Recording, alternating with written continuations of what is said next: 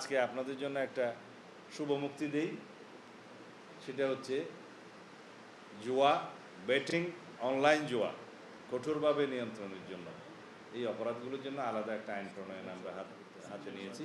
আশা করি ইনশাল্লাহ আগামী সেশনে সেই আইনটা আমরা পাবো।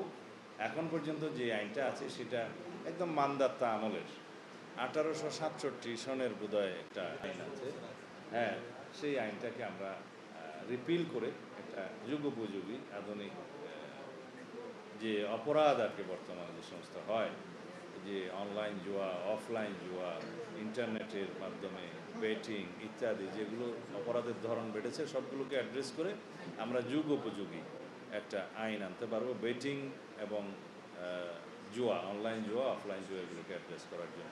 এটা আপনারা লিখতে পারেন। মাদক দ্রব্য নিয়ন্ত্রণ আইন, মাদক অপরাধের জন্য আমরা আইনের সংস্কার আনতেছি, সংশোধনী আনতেছি খুব শিগগির। এবং এখন যেটা আইন আছে তাতে উপযুক্ত আদালতে সেই মাদক মামলা বিচার করা হয়। দ্যাট মিন্স যেই মাদকের যেই ধারায় যে আদালতে সেই মামলাগুলো বিচার হওয়ার কথা সেই আদালতে যায়।